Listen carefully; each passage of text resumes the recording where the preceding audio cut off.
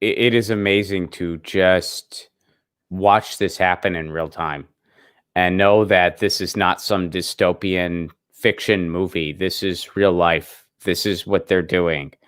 And our government is complicit in it, and other governments around the world are to an extent complicit in it. And it's just unreal. And it's it is essential that we have people doing the work you're doing, and the work Action for Assange is doing, and all these other organizations and journalists that are speaking out about this. So many journalists, or at least so-called journalists, aren't. Why do you think that is? Well, I think within the mainstream media, it's sort of a self-censorship is part of the issue. I think it's just expected that you do not show support for Assange because he's not a journalist. He's something else. He is a hacker. He is a this, that, or whatever. Because this is happening also in educational institutions where Assange is not valued as a publisher, and the WikiLeaks model of publication is something that is not recognized as valid or useful in the academic institutions. So people going through school have to become a journalist in the mainstream press, at least.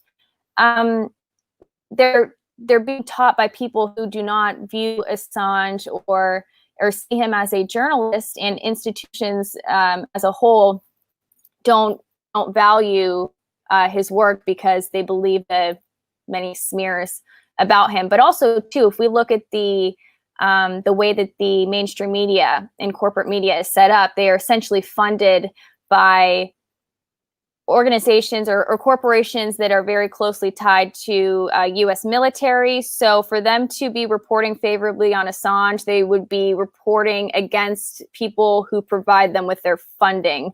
So there's that as well. And so I think we won't really solve that issue until we separate money from media, and money attaching profit to news is why we have this problem as well.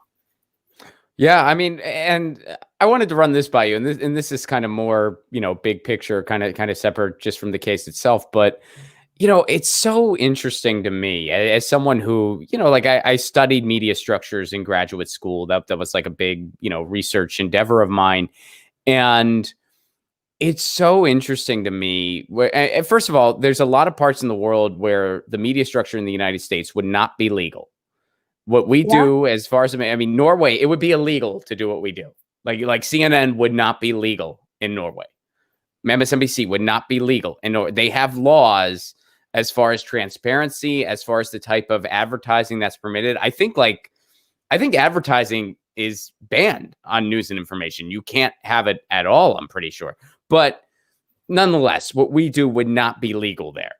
And, here in the US, you hear state media, like it's some big like buzzword where it's like, that's the big, state media. That's so, no. And I'm not going to sit here and say state media doesn't have problems. I would never say that. Of course it does. There's problems out the wazoo with the BBC. I would never say otherwise. But giving it away to corporations to just fill their own self-interest, that is infinitely worse. Like how is that not infinitely worse? Would you agree? Oh, I absolutely agree. It makes no sense, but you're right. In other countries, it is illegal to do what we are doing here. But fortunately, there is a rise in independent media, and studies have shown that more and more people are getting their news on YouTube, on the internet. They're going to their phones. People are not tuning in to 6 o'clock news anymore, of course. Older generations are, yes, they say studies have shown too that the average age for CNN viewers, MSNBC, are older individuals, meaning younger people who are like, Gen Z or millennials are not, they're not paying attention to cable news by any means. And we're speaking generally, folks. We're making a generalization here. That's what no, that is true. That's factually true. That's the average age. But we I know it's not. No, the only reason I say it's not everybody is because whenever I mention that statistic a lot too, and whenever I do, there's always, they're like, Ron, I'm a boomer and I watch you every day. And I'm like, I know, it's not everybody. It's not everybody. I'm just saying generally. No, I also want to say generally, that too. This is a very general statements. Of course, it doesn't apply to anyone. But again, this is backed by studies. But of course, this is not applying to everybody. Yes.